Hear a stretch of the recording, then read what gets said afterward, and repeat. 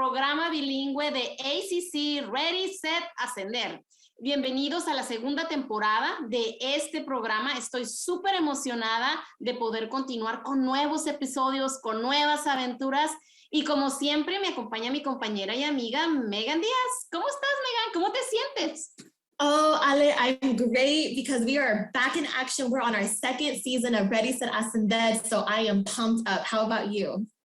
Ay, con muchas ganas de enseñarles a todo el mundo las cosas buenas que traemos para esta temporada. So everybody, welcome back. We're back in action. We're excited and we're ready to report things happening around ACC and Austin. For those who we haven't met, I'm Megan Díaz, Outreach Specialist for Hispanic Outreach Projects in Ascender. Y para todos los que no me conocen, soy Alejandra Polchik, manager de proyectos para estudiantes hispanos y para todos nuestros amigos de la comunidad. Uno de nuestros proyectos más importantes es Ascender, un programa de transferencia académica. Dinos más, Megan, sobre Ascender. Definitely. So Ascender is a program here at ACC that stands for Achieving Student Confidence, Encouraging New Dreams, a name chosen by ACC students. Este programa combina instrucción acelerada en inglés, académica, consejería, asistencia en escritura, mentoría por miembros de la comunidad. O sea, this program combines accelerated instruction in English, academic counseling, writing assistance, and mentoring. So, estamos muy emocionados de colaborar con ACC TV para este proyecto porque es el primer programa bilingüe producido en nuestro canal y por ahora estaremos grabando de manera virtual, pero ACC TV cuenta con un estudio de grabación maravilloso con Austin PBS y esto se empezará en el 2022. Una vez que todo esté terminado, vamos a estar grabando en este estupendo nuevo estudio. Participating students in Ascender will first earn an associate's degree, then transfer to a four-year university and complete their bachelor's degree, and then hopefully return to ACC as one of our mentors or a contributing member. We also provide cultural activities for our students, which we actually just wrapped up our first event of the semester, and we'll get into that in just a little bit. And we're just so excited to continue this partnership with ACC TV. It's the first ever bilingual show to be produced on our channel, and for now, we'll still be filming everything virtually. The goal of the show is to inform you about the resources that the college provides and share with you the experiences, performances, and discussions that our familia has. We hope you learn about our community, get inspired, and have fun. So let's get started. Gracias, Megan. Y ahora vámonos a News Rápido.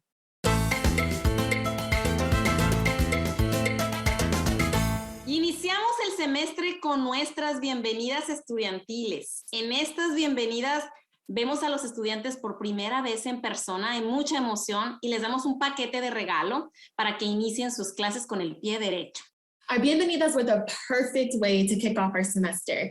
Because we're still in this pandemic, we hosted these two events curbside style, but it was still so good to see our students. We were able to welcome them into our familia, give them some gifts, and just let them know like we are here for them, they have support, and they're in a wonderful program that has their back.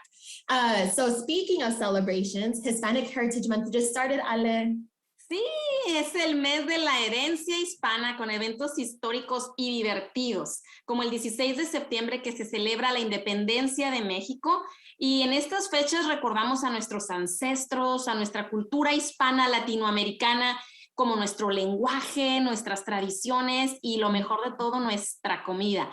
Yo siempre celebro vistiéndome con mi vestido de mexicana, visto a mis hijas y como comida mexicana como un delicioso pozole. ¿Tú cómo celebras, Megan? Well, Ale, I have to tell you, for me, every day is Hispanic Heritage Month. I celebrate. Great answer. Yes, no, I celebrate all the time because we always have corridos and norteños in my house. We always are eating, great Mexican food. I mean, so every day we celebrate our heritage. You need to invite me. Oh, I will, Ale, no problem. Especially for ceviche night, you got it.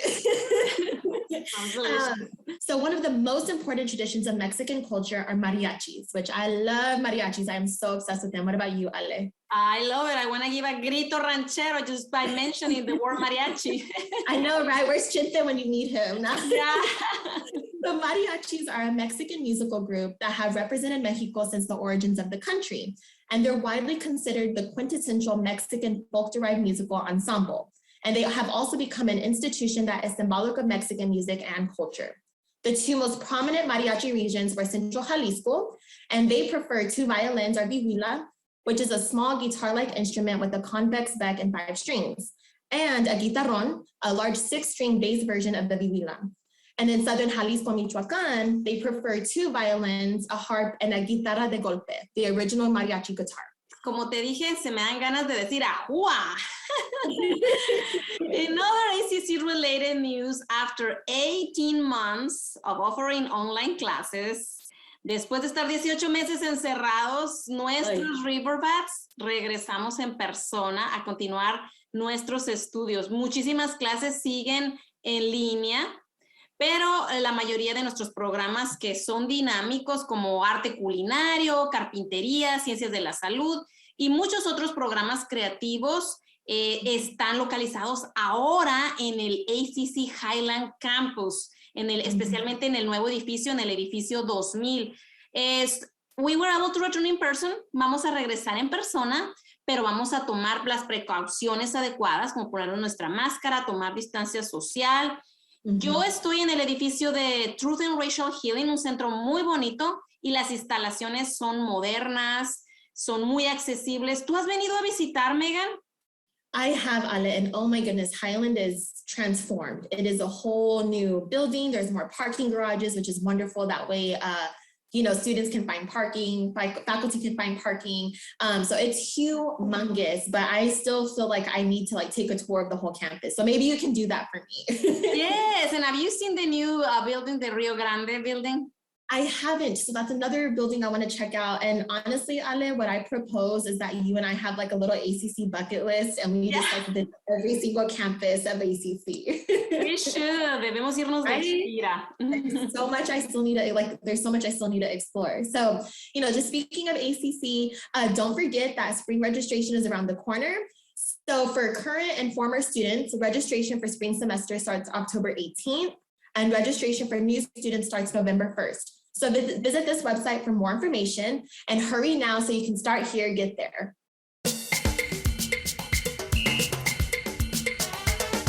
Today, we're featuring a super generous, selfless Ascender student, Erica G., who has a passion for volunteering. Sí, Erika es una estudiante que genuinamente le gusta ayudar a la gente y vamos a aprender sobre sus experiencias ayudando a gente durante la pandemia y en general en su vida. Yes, hi Erica, how are you doing? Thanks for having me. I'm so glad to hear that. Thank you so much for being here today. We first met you at the Bienvenida, which was great because you got to see that we're real people, that you're a real person, put it into a face. So it was really super cool. And you told us a lot of information about yourself that we really wanted you to share with our audience. So tell us about yourself, what you're studying, and what you plan to do after ACC. I am getting my associate in business administration from ACC and hoping to move on to UT for a degree in forensic accounting. So I'm going to be an auditor, which sounds really boring, but I find fascinating. No, forensic accounting sounds super cool and just I've never even heard of that. So that's really awesome, Erica. Sí, es súper interesante que Erika quiere estudiar contabilidad y contabilidad forense, quiere ser una auditor. Eso es súper interesante. I love that you are part of ACC because you're a different student. I mean, I heard that you like to be involved with the community. So tell us what got you into volunteering, and has there been any volunteer experience that has been more significant to you? I like to think of community service as kind of a family tradition in my house.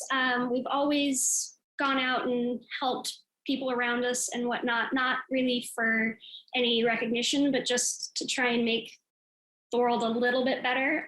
So one of the things I'm most proud of is during a leadership academy that I was in, we worked with the foster care program in Las Vegas, where we have emergency placement, and there's a campus with several houses and places, and we actually raised $70,000 in goods and in construction supplies, and we completely remodeled the home where they did family meetings for reunification and things like that. So we were able to completely rehab an entire house in 3 days. We raised the money in a week and did all of the work ourselves. I learned tearing up old carpet is very difficult. It says a lot about your heart, Erica, and we're so proud that you're part of our family. But I want to learn more about your hobbies and interests, Erica. I think I heard somebody told me that you're good at sewing and you live an experience during the pandemic. Tell me a little bit about what happened and what got you into sewing. I don't know how good I am at it. I've gotten a lot better. About 2 weeks before the pandemic hit, I decided that I was going to hand sew a quilt.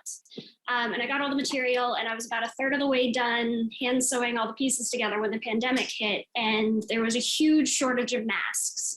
And I thought my brother was going to get deployed to New York. I went on YouTube and taught myself how to use my sewing machine.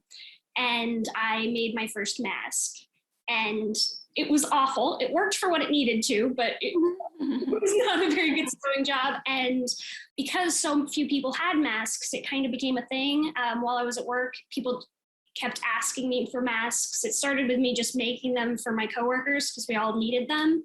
And then I started selling them to customers. And during the pandemic, the restaurant I worked at, we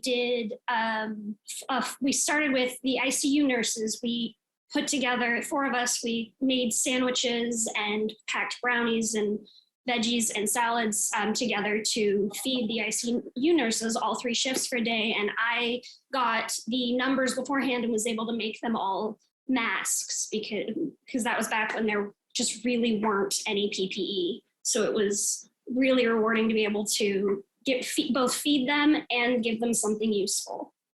That's very noble of you. I mean, instead of doing the quilt, you have all this fabric. What should I do with this fabric? Oh, yeah. What should I do with all of this fabric? ¿Qué hago con toda esta tela? Right, Megan? Okay, I might as well make it onto mask. So thank you from the bottom of our heart. Gracias. Yes, Erica. And I have to say, I think I've attempted sewing once in my life, like literally one time. Never went back because it was so difficult for me and I just was awful, to be quite honest. So maybe, just maybe, we can get like some lessons from you or something. Lucky, I tried to learn when I was a teenager, but it just was too hard. And now with YouTube, there's tutorials for everything. It taught me how to thread a bobbin, how to thread my sewing machine. It made it so much easier. You had shared with us that you decided to take a break from school for a while.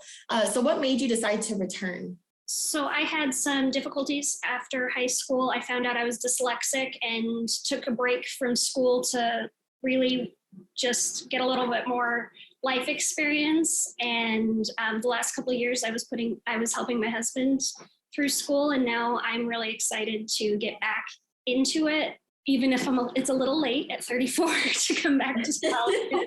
It's not late at all, girl. It's not late.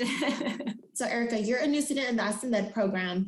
And with all honesty, I hope it's good stuff, but how do you like it so far? I really like it. It's been really nice. Everybody is very connected and it does feel very much like a family. And as being not the typical ASCEND student, it's been really nice to just feel like just everybody else in the program. It's been really awesome. And Erica, do you have any advice for people who have taken a break from school or are hesitant about returning to school? I have several people who say, I want to do this, but I'm working full time or have kids or I have other commitments. How has ACC helped you persist and stay on track with your educational goals? And what kind of advice would you like to give to another person who's interested in going back to school? I think for me, one of the big hesitancies for me coming back to school is I was really afraid that I didn't have the same mindset as I did in high school. And ACC has been wonderful because they offer so many opportunities for tutoring and study groups, and there's always somebody there to help you if you don't know how to do something, especially somebody whose family didn't really go to college until I'd moved far away.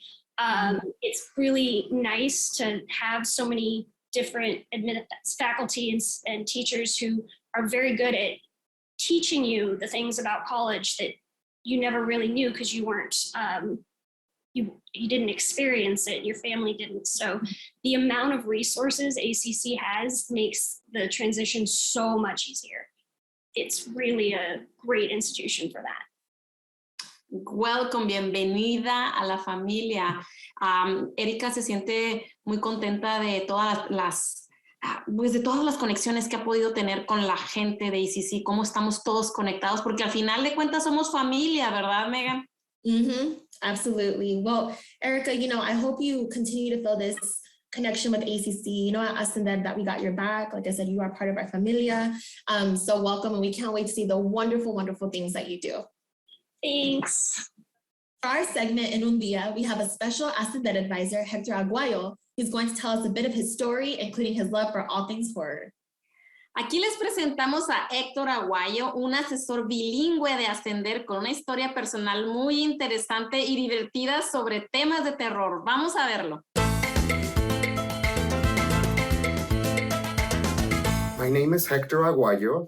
I'm a master academic advisor at Austin Community College. Every morning I wake up about 6:30 and I have to make coffee. I have to have at least 2 cups a day, otherwise I'm grumpy Hector. And today is gonna be special because apple empanadas. Hi. While I wait for the coffee to finish brewing, I am going to introduce you to my pets. This right here is Xochitl. Her name means flower in Nahuatl or Aztec.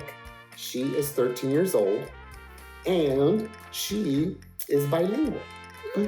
Oh, my baby. And this big ham is Oliver.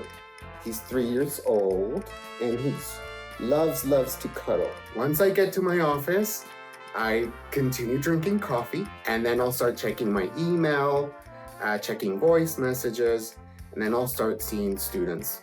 It could be a simple conversation about changing a major, but some conversations can get a little bit more complex. That's one of the reasons why I am clear and transparent. Students appreciate this because they keep coming back, and I've been told that I tell it like it is.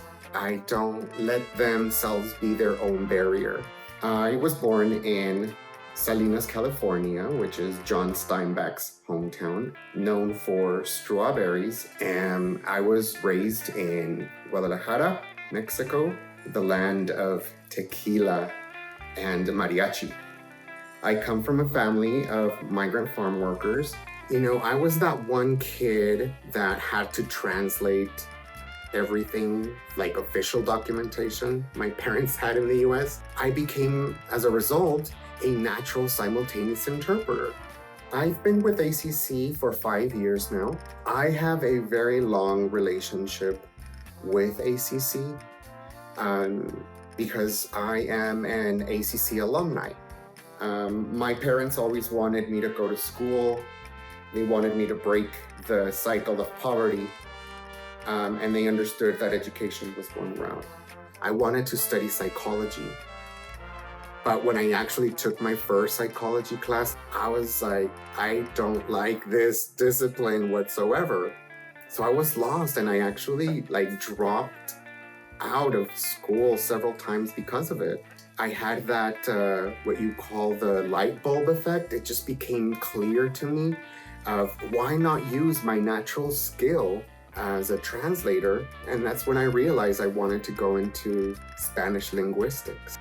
And ultimately, I think I became an educator because I wanted to help, La Raza feel empowered, get an education, get into better jobs and careers. Uno de los motivos por el cual yo decidí ser uno de los consejeros del programa de Ascender es porque realmente creo en el programa y he visto la diferencia.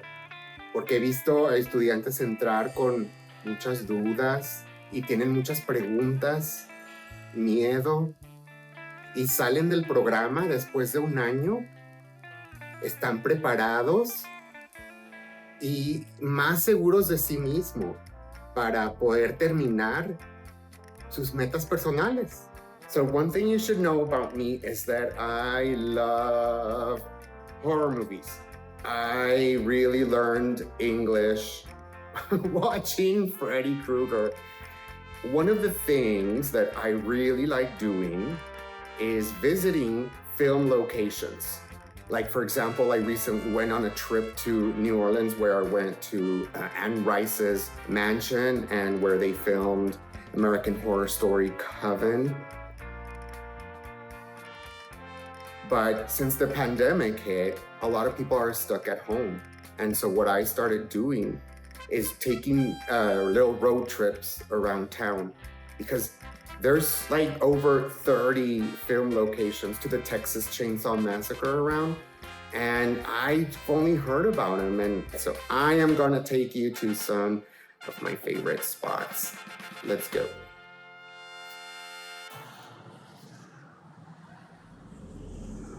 Baghdad Cemetery.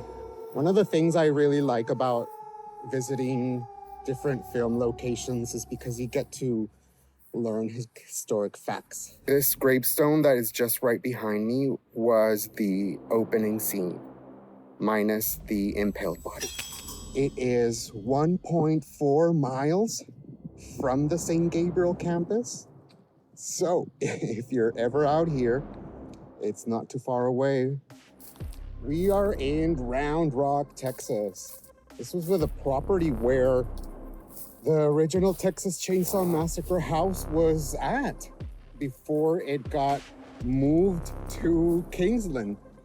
And the original grandparents' house was also here, but it burned down in the 70s. At the end of the movie, Sally comes out running and Leatherface is chasing her. And then out here, you know, Leatherface does his famous dance with the chainsaw. This right here is the Sealy store, known as the gas station in Texas Chainsaw Massacre's the remake. This business has been open for over 100 years, and they sell barbecue. In a lot of the film locations, they actually have barbecue. I personally like Sealy store, but you know, the gas station in Bastrop also has really good stuff. Ooh, scary. This place is scary. Oh my God, I heard a noise. I need to go. Bueno, chicos, ya hemos llegado al final de nuestro segmento. Muchas gracias por haberme seguido todo el día. Y bueno, ahora ya es tiempo de, pues, sentarme, relajarme y ver una película de suspenso. Xochitl, what's your favorite scary movie? She says it's the one with Michael Myers. So we should watch that tonight. All right, you guys, have fun, be safe, and happy Halloween month. Bye, adios.